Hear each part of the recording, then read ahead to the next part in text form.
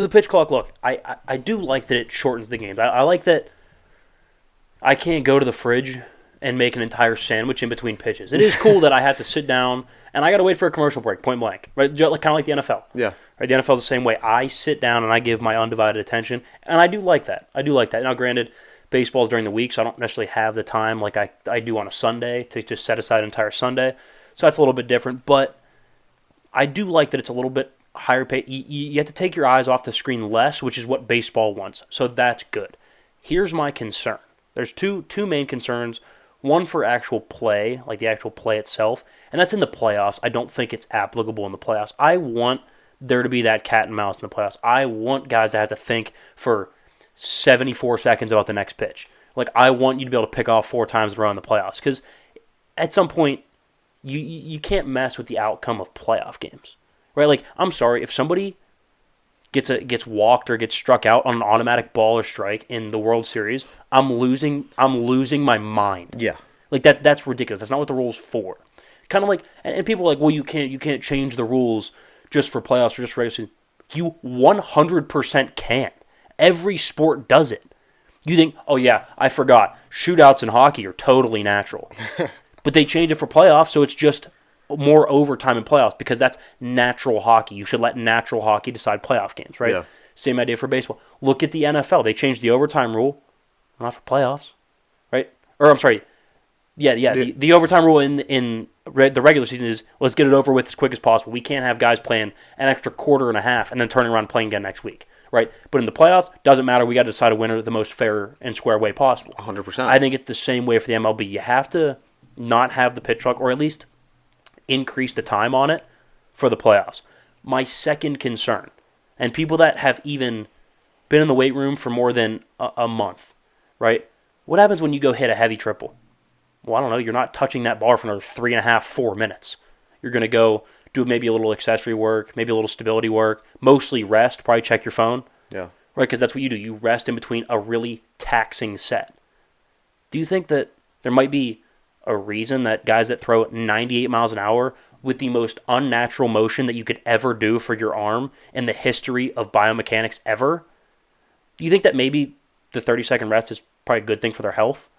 Do you think that maybe repeated efforts with only 10 seconds in between of throwing 95 plus is a good idea? That's not a good idea at all. From a health standpoint, it's an absolute disaster. It's an absolute disaster. It's an oversight on the league's point just to make money by exploiting players. That is awful for player safety. Awful. You're going to see an uptick in injuries, especially for pitchers. Almost exclusively pitchers. I didn't even think about that. That's crazy. Yeah, because now that you mention it, I mean, we both played baseball. Yeah. Even just at the level we played, I'd like some time in between throws. I was a catcher. If I'm coming up and trying to throw as hard as I can to second base over and over and over within 10 to 12 seconds every single time, I'm not a jugs machine. That's ridiculous. It's ridiculous. It is ridiculous. Your bodies are not meant for those. Okay, so yeah. What were you gonna say? The body's not meant for that long, like that many sustained, repeated, maximal efforts with that little rest. No. So, like, what does this do? So now you're going to see... You're going to increase the pitch count. Injuries. The pitch count is going to be... Probably less. Way less. This puts a lot more emphasis and importance on your bullpen because now you're probably going to cycle through a lot more pitchers during a game. Yeah. So, look, and now they're not doing anything about the length of the season, though. And that's my suggestion.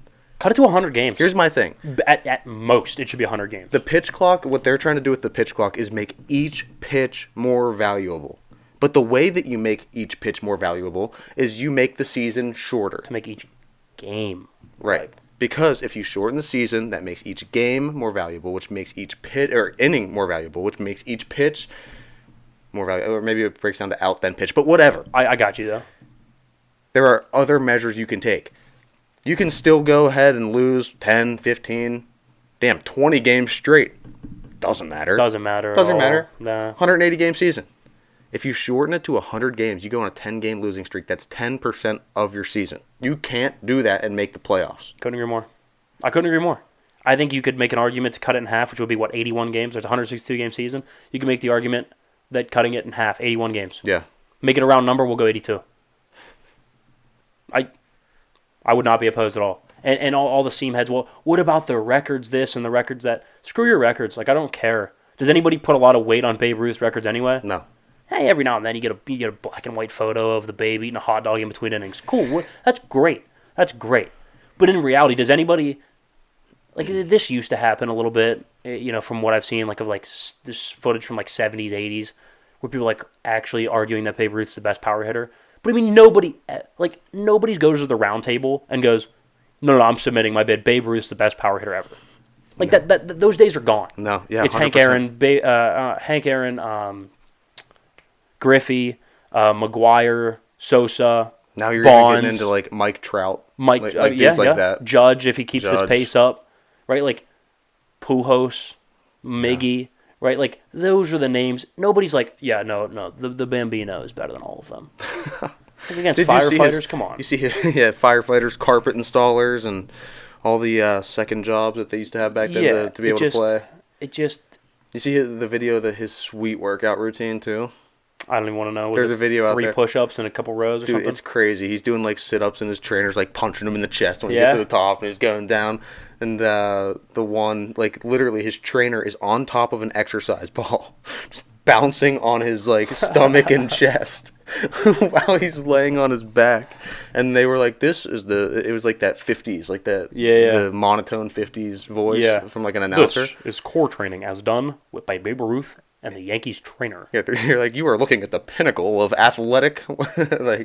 As a trainer, that physically hurts me. Yeah, it's interesting to look at, and then you can't even compare that to the MLB today. I mean, these dudes are studs; these are athletes, and the pitch clock I think it waters down the game. It starts making about something that baseball is just simply, it just isn't. Yeah, and like I said, I don't love it, but if you want to do it for the regular season, that's fine. I think playoffs. First of all, I think you're going to see injuries. So I'm just warning you now. I don't agree with it because I think the injuries are going to be mounting. You're not going to see guys go past the 5th inning really.